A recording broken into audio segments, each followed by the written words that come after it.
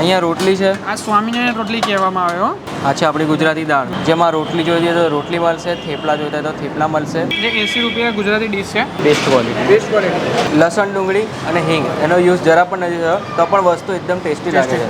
ખૂબ સરસ હોય છે, સાથે સ્વાદમાં હોય છે અને ઓછા ભાવે હોય છે, એટલે વ્યવસ્થિત બરોબર છે. રેન્જની અંદર આમ આવી જાય. જે ભાખરી આવે છે ને સ્વામિનારાયણ ભાખરી, તમે નામ સાંભળ્યું, બિસ્કિટ ભાખરી ગોળ કરીને આવે છે, જે બહુ જ પ્રખ્યાત છે. અને આવી ભાખરી જે ટોસ્ટ ટાઈપની બનાવવામાં આવે છે ને, એ તમે સાથે દૂધ સાથે પણ ખાઈ શકો, જમવાના ટાઈમે તમે ખાઈ શકો. ઓરિજિનલ ગુજરાતી ટેસ્ટ દાળની અંદર છે. મસ્ત ખાટી મીઠી દાળ છે ભાઈ, માની ગયા. 80 રૂપિયામાં અનલિમિટેડ ગુજરાતી થાળી, શુદ્ધ અને સાત્વિક ભોજન. ફરીથી હું કહું છું, શુદ્ધ અને સાત્વિક. એમ્બિયન્સ પણ જોરદાર છે. મંદિરનું છે તો ભાઈ એમ્બિયન્સ સારું હોવાના જ છે. અને અહીંના મોસ્ટલી જે બહારના સ્ટુડન્ટ જે ભણતા હોય છે, હા, એ લોકો મોસ્ટલી અહીંયા પ્રિફર કરે છે અહીંયા આ જગ્યા ઉપર આવવાનું.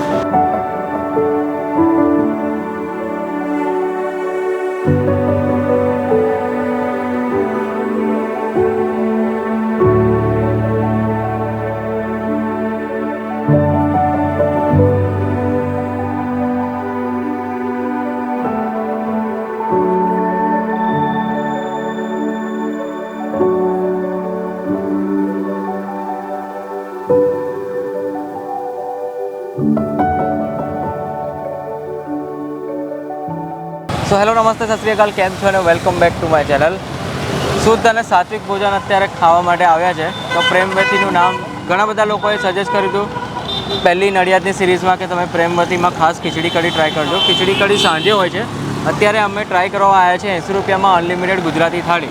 હા, 80 રૂપિયામાં આપણને ઘણું બધું આપે છે. અને પહેલાં તો આપણે અહીંયા શુદ્ધ અને સાત્વિક પર ભાર મૂકીશું. પ્રેમવતી જોવા જઈએ તો એને શુદ્ધતા પર વધારે ફોકસ કરતી હોય છે. અને સ્વામિનારાયણમાં એક નિયમ પ્રમાણે જે ખાવા પદ્ધતિસર ખાવા બનાવવામાં આવે એ જ રીતનું બનાવવામાં આવે છે. અને ખાવામાં જોવા જઈએ તો આપણને ઘણીવાર આપણે બહાર ખાતા હોય તો એસિડિટી, ગેસનો પ્રોબ્લેમ થાય. અહીંયા આ સ્વાદ બી આવી જશે એની સાથે, અને શુદ્ધતા. તો આ કોલેજ રોડ કહેવામાં આવે છે. વાણિયાવળ સર્કલથી કહેવાય કોલેજ રોડ આમ જોવા જઈએ તો, પણ સ્વામિનારાયણ મંદિર કહો તો આખા નડિયાદની અંદર અને આણંદની અંદર બી તમે જોવા જાઓ ને તો બી બધાને ખબર છે કે આ જગ્યા કઈ છે. તો અહીંયા તમે સીધા જશો તો મા ગુજરાત આવશે. વાણિયાવાડ સર્કલ સામે છે, આપણે અંદર જઈશું. બરાબર ને? તમને જો પાર્કિંગનું આમ ઇસ્યુ આવે ને કે 4 વ્હીલ લઈને આવ્યો છો, અહીંયા કશે પાર્ક ના થાય, તો આ ગલીમાં અંદરની સાઈડ પાર્કિંગ છે 4 વ્હીલનું, એટલે પાર્કિંગનું કોઈ ટેન્શન નથી. હા, શનિ રવિમાં થોડું પાર્કિંગ ફૂલ હશે, તકલીફ પડી જાય, પણ એ તો એડજસ્ટ થઈ જશે. અહીંયા તમને મેનુ જોવા મળી જાય છે. અહીં અંદર આવો ને એટલે પહેલાં તમને અહીંયા દેખાઈ જાય કે આજના જમવામાં શું છે. તો આપણને મને લાગે આજે મળવાનું છે જે 80 રૂપિયા ગુજરાતી ડીશ છે. આપણને મળવાનું રોટલા છે, બટાકા કોબીજ વટાણાનું શાક છે, લાલ ચોળી છે, દાળ ભાત છે. એટલે અહીંયા મેનુ લાગેલું જ છે. હા, અને આ સાંજના સમયમાં ફાસ્ટફૂડમાં આટલું હોય છે. એનો સમય 6 વાગે આ ઉપર પણ લખેલું છે. 6 વાગ્યાથી સ્ટાર્ટ થાય છે, 9:30 સુધી તમને અવેલેબલ હોય છે દરેક આઈટમ. બરાબર. અને અહીંયા લખ્યું છે નીચે સ્પેશિયલ સ્વામિનારાયણ ખીચડી 60 રૂપિયા. એ સાંજે મળે છે, અત્યારે આપણને નહીં મળે. આપણે અત્યારે અનલિમિટેડ ટ્રાય કરીએ. હવે અહીંયા અમારા સંસ્થામાં પહેલેથી એક સિસ્ટમ છે. આપણે અહીંથી કૂપન લઈશું, કૂપન ત્યાં આપીશું, પછી આપણને અંદર એન્ટ્રી આપશે. હવે અહીંથી આપણે કૂપન લીધી. હા, કૂપન આપણે જે ટ્રેડિશનલ સ્ટાઇલમાં જે કૂપન લીધી, કૂપન લઈને આપણે અંદર જવાનું હોય છે અને અહીંયા આપવાની હોય છે. 3 જણા છે. અહીંયા રોટલી છે, આ સ્વામિનારાયણ રોટલી કહેવામાં આવે હો. આવી રોટલી તમે ઘરે બનાવો તો બી નહીં બને. સ્વામિનારાયણ રોટલી. અને આ છે થેપલા. થેપલા છે. પછી સાથે સાથે આપણે થેપલા પણ મળે છે. હા, બરાબર. શાક બતાવો એમનું.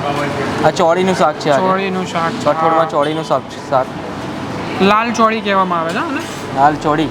અને આ છે કોબીજનું, કોબીજ વટાણાનું શાક. વટાણા જે કહેવામાં આવે ને કે મિક્સ સબ્જી એમાં આવી જાય છે.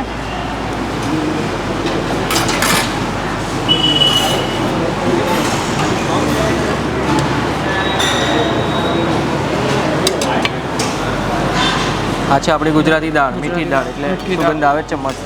બપોરના સમયમાં દાળ ભાત ખાવાનું વધારે પસંદ કરતા હોય છે, પ્રિફર કરતા હોય છે. બરાબર. અને ગુજરાતી દાળ એટલે કે ચરોતરની દાળ હંમેશા ગળચટી જ હોય. હા, ગળચટી ને એકદમ જાડી હોય. અને અહીંયા છે છાશ. છાશ પાતળી છે, એકદમ પાતળી છાશ છે. ઓરિજિનલ કાઠિયાવાડી સ્ટાઇલમાં જ છાશ હોય અને એમાં મસાલો પણ છે. હા.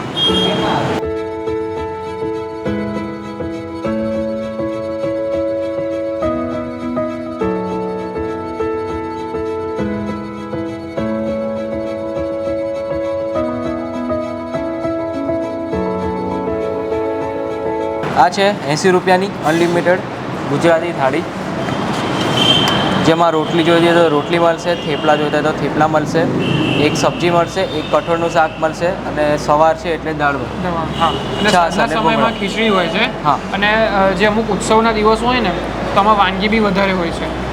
ઉત્સવના દિવસના દિવસે ગરિયામાં પણ કંઈક ને કંઈક આપણને મળી રહેતું હોય છે. શીરો છે, બરાબર. પછી જે સ્વામિનારાયણની અંદર જે ગોટી આવે છે એ પણ અમુક વાર અહીંયા હોય છે. હા હા. એ રીતે હોય છે. અને 80 રૂપિયામાં જોવા જઈએ તો નડિયાદની અંદર કંઈ મને નહીં લાગતું હોય. હા, 80 રૂપિયામાં જોવા જઈએ ને તો બરાબર છે, હાઇજીન ને દરેક વસ્તુનો. હા. અને તમને મેં પહેલાં જ કહ્યું ને એમ કે પ્રેમવતી જે છે ને હા. એના હાઇજીન માટે વધારે પ્રખ્યાત હોય છે. અને આ સ્વામિનારાયણ રોટલી એટલા માટે કહેવામાં આવે છે કેમ કે એકદમ પાતળી, એકદમ કાગળ જેવી. અહીંની મોટી વાત બીજી એ કે અહીંયા પહેલાં ભગવાનને થાળ જમાડે છે, પછી અહીંયા જે પીરસવામાં આવે છે. બરાબર. ભગવાનને થાળ, હા, પહેલાં તો મંદિરમાં થાળ લઈ જવો પડે, પ્રસાદી રૂપે જ આ છે.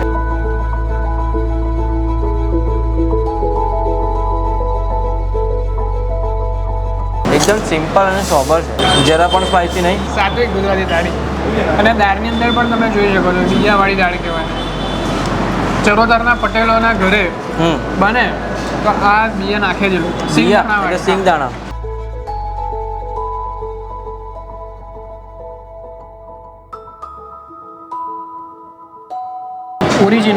ઓરિજિનલ ગુજરાતી ટેસ્ટ દાળની અંદર છે. મસ્ત ખાટી મીઠી દાળ છે ભાઈ. માની ગયા.